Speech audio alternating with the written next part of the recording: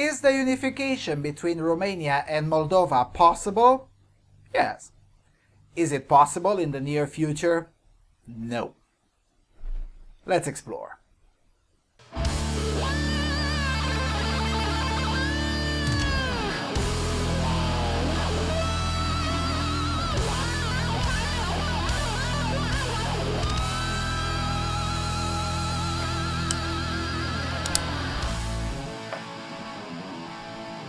Hello everyone, and welcome to another installment of Freedom Alternative Research and Analysis.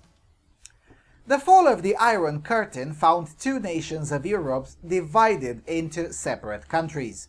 Germany divided into Deutsche Demokratische Republik and Bundesrepublik Deutschland, and Romania divided into the Romanian Republic and the Republic of Moldova. Since then, the Bundesrepublik absorbed the former DDR, at least politically, because economically and culturally there are still large differences between the former DDR and the rest of Germany. The same did not happen with Romania and Republic of Moldova. Now, going through all the reasons as to why this did not happen would make this video over 2 hours long, just to list all the intricate political, cultural and economic reasons that led to the status quo of today. Nevertheless, in order to explain how the unification can occur, a brief understanding of this cultural and geographic space is needed. So, in this video, we'll cover three aspects: brief history of the place, 2, the situation as it is right now, and 3, how I see the path to unification. Now, I suspect the third part will upset the highest amount of people, since I don't subscribe neither to the hardline unionist narrative, nor do I subscribe to the so-called statalist narrative, which is contemptible in itself. But in the spirit of fairness, number 3 will cover both the narratives before I express my own view. So, buckle up, because this one is going to be very long and, of course, quite controversial. Now, the territory that we now call Republic of Moldova, most of it was, for the most part, of the second millennium until 1812, part of the Principality of Moldova. The history of this territory is inextricably connected to the rest of the history of Romania. For instance, in the days of Vlad the Impaler, or Vlad Țepeș, the Principality of Moldova was ruled by Stephen the Great, one of the longest-serving rulers of the 15th century. Stephen the Great had a sort of a love-hate relationship with Vlad. They were essentially allies in front of the common enemy, the Ottoman Empire, but they also had what could be described as internal quibbles, particularly around the Chilia citadel, which Stephen the Great regarded as an indisputable part of the network of citadels that had guarded Moldova from Ottoman conquerings until then, while Vlad Dracul III had inherited Chilia as part of Wallachia due to arrangements that predated both Stephen's and Vlad's regimes. The two rulers actually staged a fight with each other at one point over it. Now, the reason I'm mentioning this is because the existence of this conflict is severely exploited by those in the business of rewriting history to suit various agendas, to make the case that Moldova, or at least the eastern part of the former Moldovan Principality, is actually a different kind of people and a different country than the rest of Moldova. In reality, however, this falls the second we look at the actual documents from the era, which were both written in the exact same language, Romanian that is, and the revisionist narrative also falls on its head once we look at the fact that Stephen repeatedly referred to Wallachia as part of the same nation and also had no qualms in providing military support. You know, Stephen was a neocon of his own time. He would rather fight the Turks at the Danube outside of his jurisdiction rather than fight them at the walls of his own citadels, or worse, on his own soil.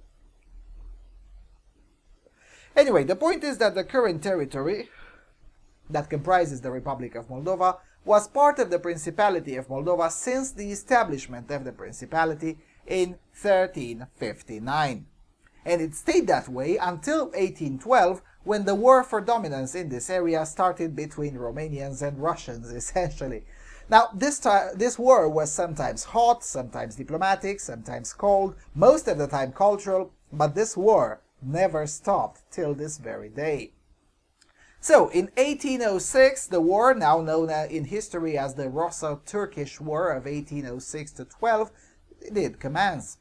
Now, there is a lot of background story on this particular war that is of little importance, but what matters is that both the Principality of Moldova and Wallachia joined on the side of the Russians for the simple reason that nobody liked the Ottomans, and if we could push some of the Ottoman influence back to the hellhole it had come from, then it was all worth it. The war did end with the victory of the Russian Empire and its allies, and it concluded with the Bucharest Peace Treaty.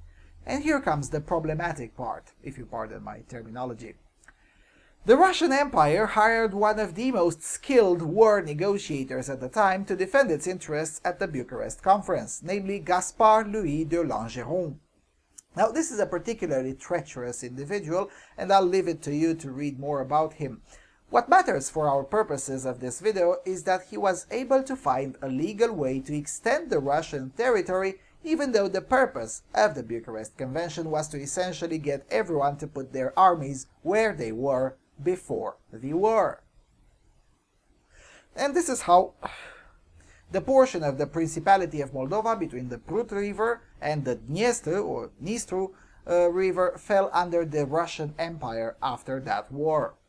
Alexander I of Russia approved the treaty as negotiated by de Langeron on June 11, 1812, just 13 days before Napoleon's invasion of Russia commenced. Soon after, the area was reorganized as an oblast of the Russian Empire and called Bessarabia Oblast. Quite an improper name given that Bessarabia was actually the area between Dniestru and the Danube, currently in Ukraine. But anyway, it's not like the Russians have ever been experts at these things. The situation didn't last for too long, because after the damages inflicted by the Napoleonic invasion, here come the Crimean War in 1853, a war that lasted for 3 years, which eventually ended with the victory of the Allied forces, essentially the Ottoman Empire, France, the British Empire, and others. The Romanians got smarter by that time and negotiated better at the Paris Conference, so half of the region, the southern half, the actual Bessarabia, came back under Moldovan/Romanian rule in 1856. Told you this is complicated. Anyway, the situation of 1856 lasted for 22 years until 1878. Now, in 1878, there was another anti-Ottoman war, which is now in which the United Principality of Romania, alongside with Greece, Bulgaria, and of course the Russian Empire, launched a final war to permanently remove the Ottomans from Europe. The campaign was successful, and we now refer to the 1877-1878 war as the Romanian Independence War. Now, a fun fact on this. What we now call Romania's historic Muslim minority are actually Turks and Tatars who fought for us against the Ottoman Empire. Anyway, after the War of Independence, Romania becomes a kingdom, and in the upcoming treaties negotiations are started to finally get back Dobruja under Romanian control. That eventually did happen, but in return Romania had to cede back Bessarabia to Russian control, which becomes Gubernia Bessarabia. This is too complicated, but you asked for it. Anyway, so moving further. And we're now in 1917, when Russia is shaking badly under the Bolshevik Revolution. The Moldovans in Bessarabia swiftly removed the weak Russian administration and proclaimed the Moldovan Democratic Republic, led by the institution called Sfatul Țării, a unicameral parliament led by the president Ion Inculeț. The situation lasted for less than a year, as Sfatul Țării unanimously approves unification with the Kingdom of Romania through an act that had 11 conditions, which were swiftly approved by the Romanian king. Again, this particular act has been questioned, by the Soviets in particular, for a variety of bollocks reasons. The funniest of ones was that the unification didn't respect minority rights. Yet the biggest minority of the time, organized as the Congress of German Colonists, disagree. Here's what the German colonists had to say about the unification just a few days after the fact. Quote, In view of this fact, the Congress of German Colonists of Bessarabia in its turn declares the union to the Kingdom of Romania, being fully convinced that the German colonists from Bessarabia will live with the Romanian people united under a single scepter, in peace and in good understanding. A guarantee for this, the German colonists see in the decision of the Sfatul Țării, which established that every nation has the right to be ruled, educated, administered and judged in its own language and by its own sons, and to have corresponding representation in the legislative bodies, in the government, representations which guarantees the autonomy of the church and school, as well as the rights of the German colonists. The Bessarabian colonists, as citizens of the Romanian state, will always be faithful to the throne and the state. The Congress of German Colonists, which makes this step of serious and big responsibility, with faith in God and asking the Almighty to bless it and to bring everything to a good end. Now, I hope this quote doesn't trigger anyone for its mentioning of God or something. I know it's a bit un-German these days to do so, but you can forgive them, right?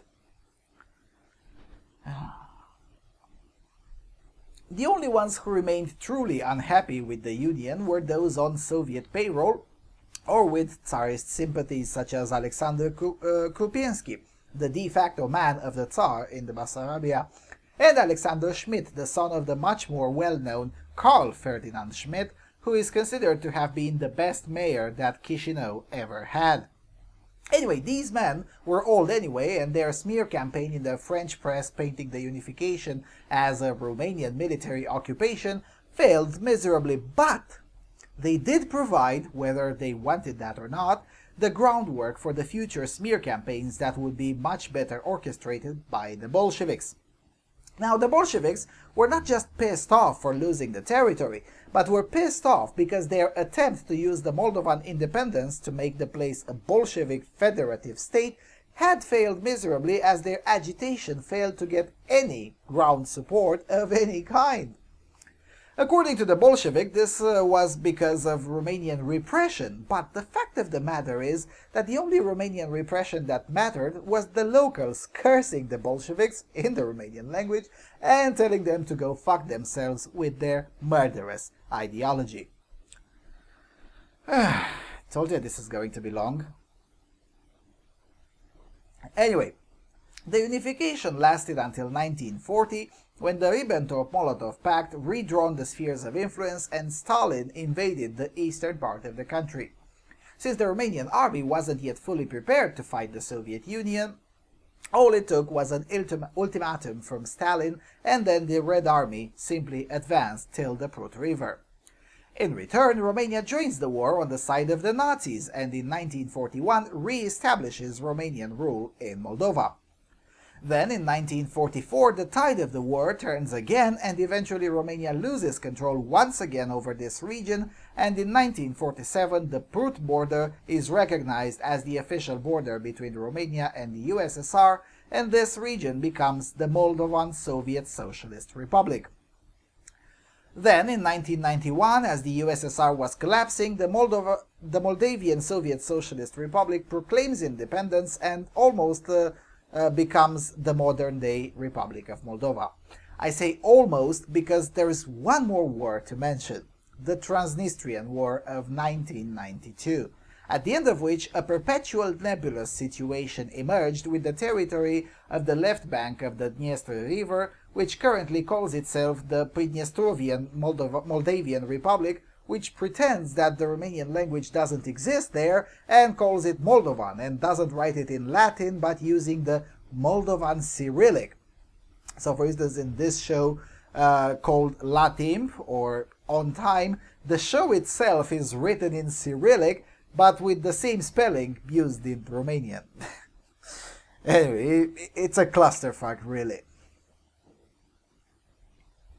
Okay, so the reason I put you all through this very brief history rundown is to provide the context of the region.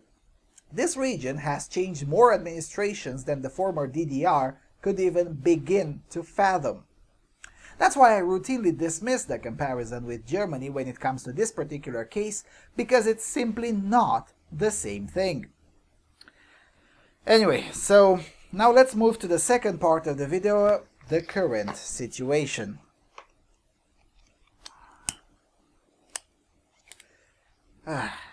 Anyway, so on this aspect, I can probably speak with quite some authority, given that I've been traveling in the area multiple times in the last 12 years, and I have closely witnessed it grow and develop to what it is now. Essentially, my first travels to Republic of Moldova were quite literally a way to see how Romania looked like in 1949.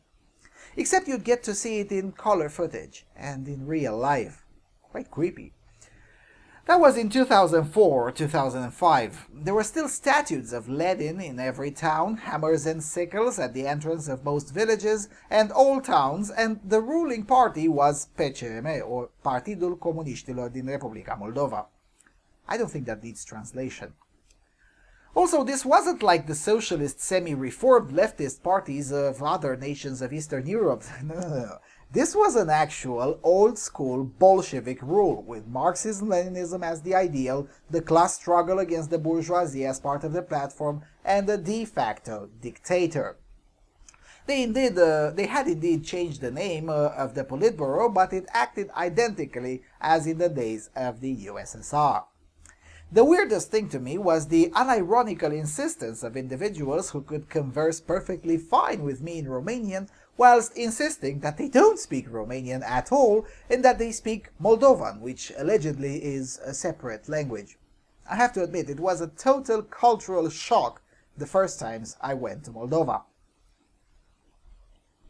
But then I have gotten used to it, and eventually in 2009, following a violent revolution in the capital city, the commies were finally ousted from power.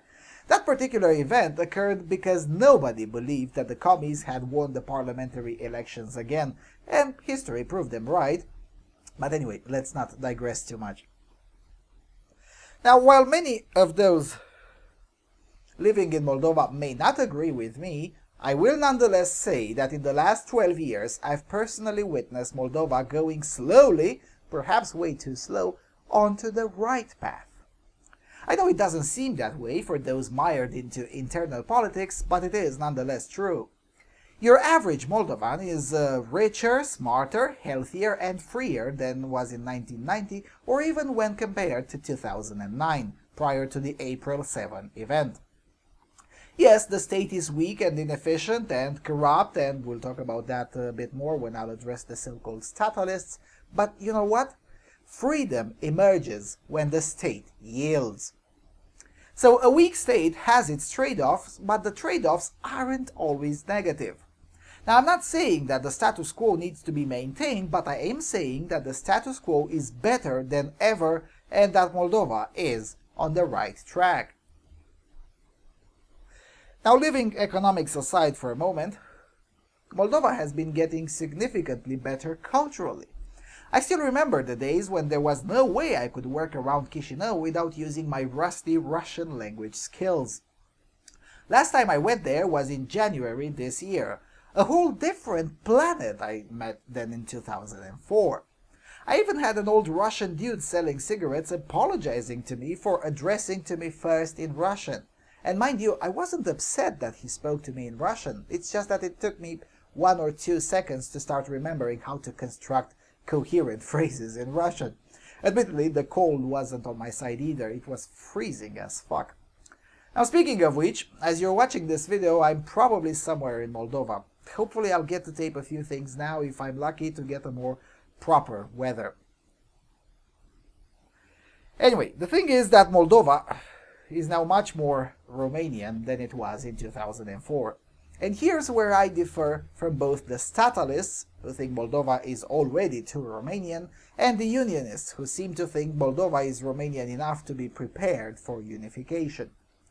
So let's get to the third segment of this video and dissect the two prevailing views with regards to the future of the country. Now, depending on who you ask, there are either 2 or 3 views competing at this point. One is a future as part of a Russian exclave, 2, a future as an independent state, the so-called statalists, and 3, unification with Romania. Now, I regard the first and the second as part of one view, and I do so because not even the so-called pro-Russias really believe that Russia would annex Moldova. And it's a rational position because the imperial ambitions of Russia at this point are not oriented towards creating the one single country, at least not in the short run, but rather a civilizational geopolitical space, as Kremlin's ideologue Alexander Dugin would put it.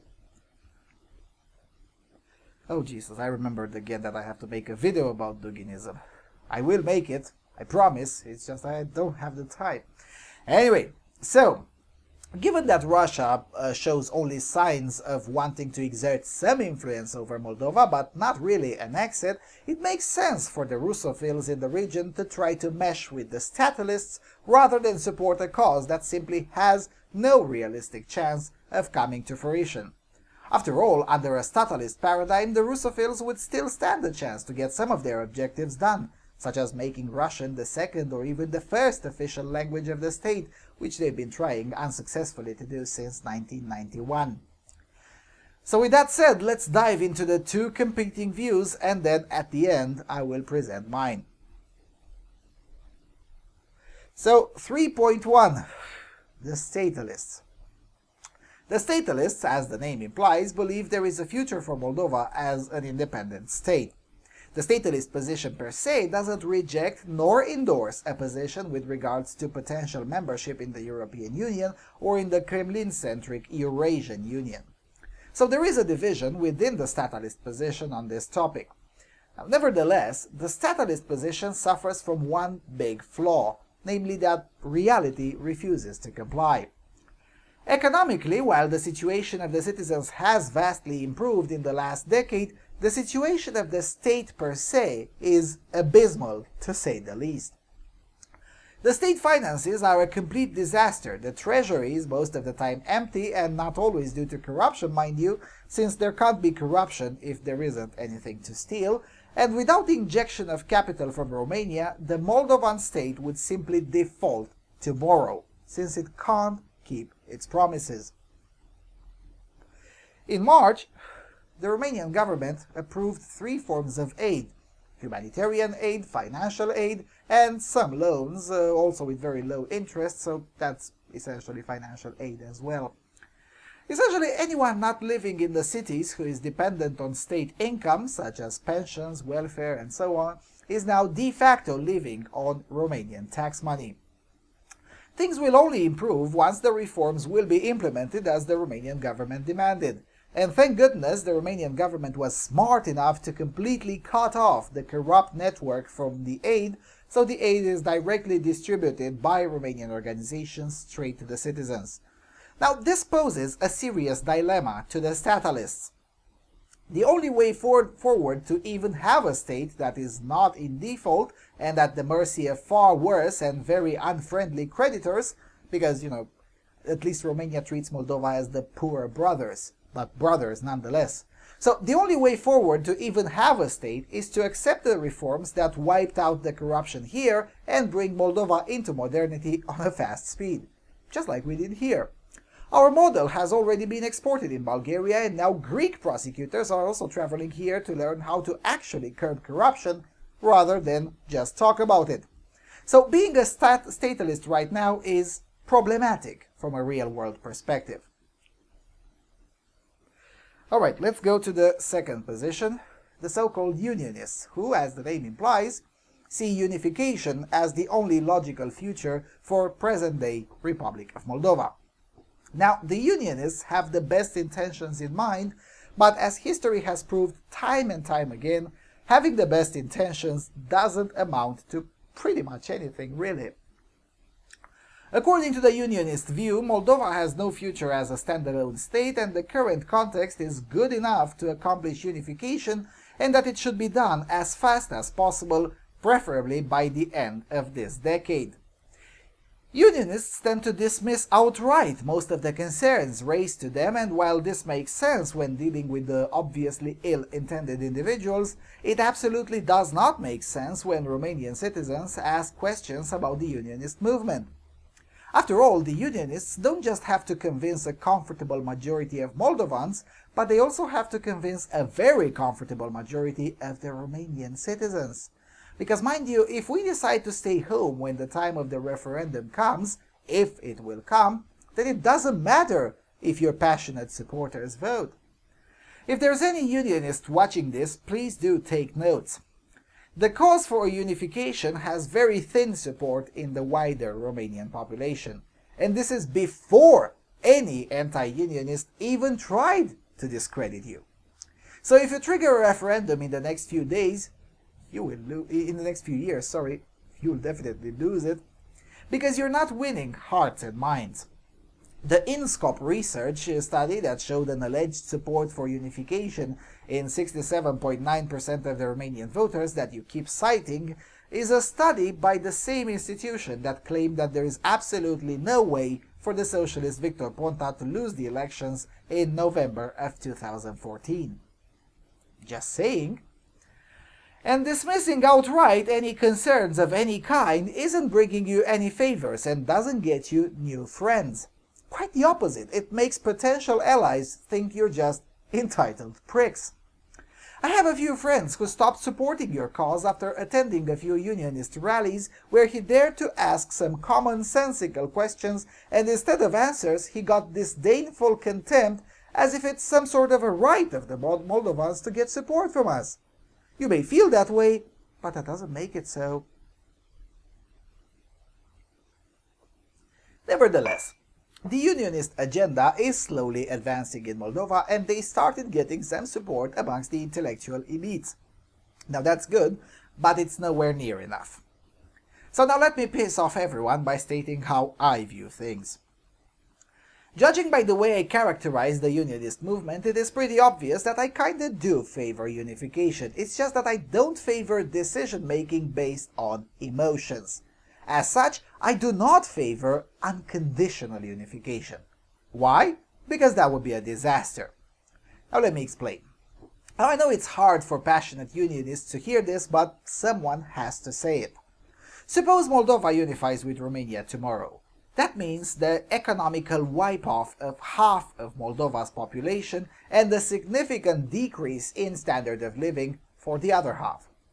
The Moldovan leu is not just nominally 5 times weaker than the Romanian leu. After all, that's not exactly an issue. The Romanian leu is roughly 4.5 times weaker than the euro, nominally speaking, and that didn't pose a problem for anyone here. But the problem is that the actual economic power, the PPP, the purchase power parity of the Moldovan leu, is quite abysmal. So joining Romania would be an economic shock of epic proportions that would make around 1 million people, the elder part of the populace, permanently dependent on welfare and charity. Is that really what you want?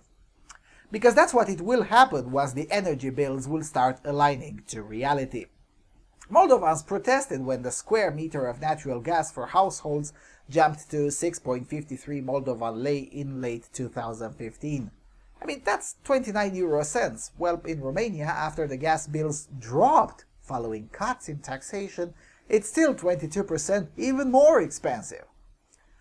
I know that numbers are boring, but one needs to have this conversation. Things go even worse on electricity, which is 60% more expensive here than it is in Moldova. Now, admittedly, part of that is due to the stupidity of the Romanian politicians who tax electricity into oblivion, even though this country produces more than enough electricity to power 2 other countries of its size. But that's a different story, and an aspect that will not matter for the average Moldovan. The average Moldovan will just see his or her electricity being 60% higher. And mind you, I haven't yet gone into wages, cost of living, and so on, where the chasm is even deeper than that. To all of these concerns, the best response that I heard was that Romania could become a federal republic and Moldova could keep a special statute until it catches up with the rest of the country. Oh, quite frankly, that's a good answer, and in fact I would not mind at all for Romania to become a federal republic, but not just for Moldova, but all of the areas.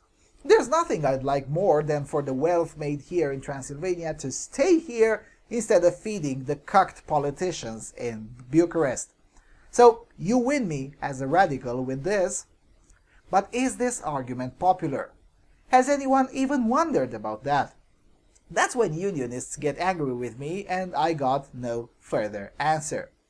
Now, you can get angry at me all you want, but these questions are here to stay and will not go away just because you're ignoring them. There is no such thing as a free lunch. Someone has to pay for it. And obfuscating or ignoring the economic issues isn't helping the Unionist case.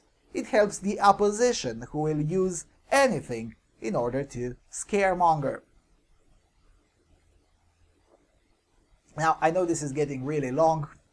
It'll probably be my longest video, but we're not done yet. Let's get to social issues. Moldova is not only a diverse territory, but it's also segregated. Unlike Romania, where the ethnic nationalism of the minorities was allowed to slowly go away as freer markets facilitated further integration and cooperation, this didn't happen in Moldova at all. Essentially, when it comes to ethnic minorities, Moldova is pretty much where Romania was in 1951 when Stalin drew the administrative map. Thank goodness Stalin died soon after and that stupidity was swiftly abolished. But in Moldova, it's pretty much the same. Now, whereas in early 1990s there were significant problems here, particularly with the Hungarian minority, much less with other minorities really, most of these problems are ancient history now. In 1994, a hotel manager in Sovata told me that I'll soon be needing a passport to get into the Mureș County. I just laughed and walked away. 20 plus years later, Sovata is a fabulous place where the staff speaks impeccable Romanian and all of the mistrust and hatred of the early 1990s is pretty much gone. You can see this by the fact that the hardline Hungarian nationalists complain that nobody comes to their events, or when someone does show up, that someone tends to be 60 or older. The youngsters mostly rejected the animosity and antagonism because they wanted to study in Bucharest or in Cluj, and not in Budapest. Also, speaking Romanian tends to provide a huge advantage in learning other Latin-based languages as well as English. Speaking only Hungarian is actually a handicap. Good luck learning English if you only speak Hungarian. I'm not saying it can't be done, but I'm saying it's significantly harder. Now, the reason I'm mentioning these is because the same thing has to be done in Moldova, particularly with the Gagauzia area. And here comes another can of worms. Gagauzia is an area that supported the Soviet Union over independence, then financed an attempted coup in 1991, then tried to secede from Moldova and essentially held everyone to ransom until they were given far more than they should have. For those who don't know what Gagauzia is, well, it's complicated. Gagauzia is an autonomous region of Moldova and home of the Gagauz people. Now, the Gagauz people are essentially Orthodox Christian Ottomans, if you can imagine that. What I mean by that is that they're not Muslim, but their system of administration is Ottoman in nature, since they're essentially descendants of dissident Turks of the Ottoman Empire who ran to Bulgaria to find shelter. When the Ottomans reached Bulgaria, they ran further north, and that's how they reached to this territory. Well, it's a bit more complicated than that, but I'll leave it like that. In so many centuries now, they developed essentially their own language, which resembles Turkish only up to a point. And then it starts resembling Russian and Bulgarian and Romanian, and adds some bizarre dialects such as Kutrigur, which is now an extinct dialect that was still fashionable around 1000 years ago. You get the point. They're a distinct people from everyone around them. They're not gypsies, they're not really Turks, they're definitely not Russians, and aren't really Bulgarian either. So yeah, there's that. Now, Moldova has treated this with kid gloves. They neither pushed for federalism nor for a centralized republic. It's something, and that something needs to go. And here's the kicker. That something can only go in time. It cannot be done in a week or in 5 years. More likely 20 years would be needed. And in these 20 years, freer markets need to be allowed to do their magic. Again, just like we did here, this is a proven model. No need to, reinvent the wheel or something. Alright, so with all of these being said, here's what I propose. Yes, we should strive for unification, but we should do it using our heads and not our hearts. Essentially, what has been done in the last 7 years must continue, but faster. It's a good step that traveling from here to Moldova has been simplified. This in itself has brought a lot of hard currency to Moldova. The next step should be incentives for Romanian companies to open shop in Moldova. If done right, this could be a win-win situation. Moldovans get hard currency and better paid jobs, we get our own tax haven. This is not hard to do, it can be done in 6 months or even less than that. Just update the Moldovan legislation to be again in line with the Romanian one, and the Romanian parliament needs to just put an amendment to the tax code. It's really not complicated. Now, in addition to the economic benefits for both territories, this is also a way to essentially further re-Romanianize the land. Now I know that's not a word, but you get my point. With Russian wages being now below Moldova in absolute terms and Romanian companies offering jobs, goods and services way better than the market average, the next generation will be raised looking westwards. Hearts and minds, people. Hearts and minds.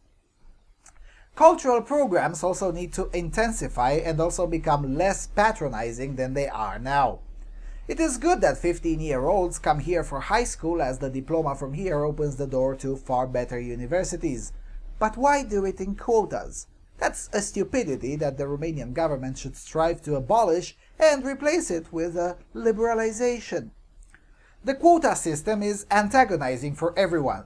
On one hand, it makes the Moldovans a special category, and we know how that tends to work. Just look at the affirmative action success rate in any other field. And on the other hand, it limits the potential for more Moldovan pupils studying here. On the Moldovan side, it's about bloody time Moldova moves its educational system on the Romanian model. I mean, heck, even Ceausescu kept the Western educational model here that he had inherited from the past. But Moldova? I mean, 25 years after independence, Moldova still relies on a backwards model that's already been proven to be a complete and utter failure. Also, while we're at it, Moldova should also liberalize the education market. If a bunch of Romanian NGOs want to open a private high school in Moldova, well, they can, but under legally dubious conditions. Why not make it easier for Romanian cultural forces to help?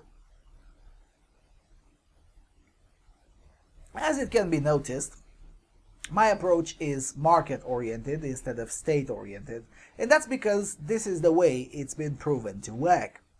Besides, that's how nations stuck together for so much time, because it was more profitable to do so.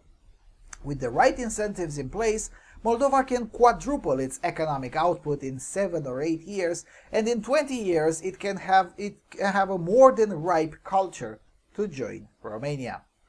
Yes, it's a slower process, and yes, it's not overnight and spectacular, but it's also a far less painful process, and also a lot more definitive. Once you get a generation into prosperity that knows, even without articulating it, that prosperity comes from the west of the Prut River, no amount of propaganda can turn that around. Ultimately, everyone wants a better life, but achieving a better life has never been easy. But it has also never been easier than now. Alright, that's enough for now. I wanted to add some more, but it's already enough, and if I want anyone to watch this video, I should probably stop. Hopefully I'll get the time to bring some fresh footage from Moldova to post on this channel. I don't know, it depends on a lot of factors that I can't control, such as the weather, but I will try. So, what do you guys think? Am I being too harsh or maybe too optimistic? Please do tell me in the comment section below. Now, mind you, please do refrain from hardline nationalist claptrap. I won't bother with that. Let's have an honest discussion. I'm quite open to almost any point of view, well, except for the Duginist point of view, because really, if we are to have a unification, I would rather have it done right instead of a hatchet job that would create more problems than it would solve.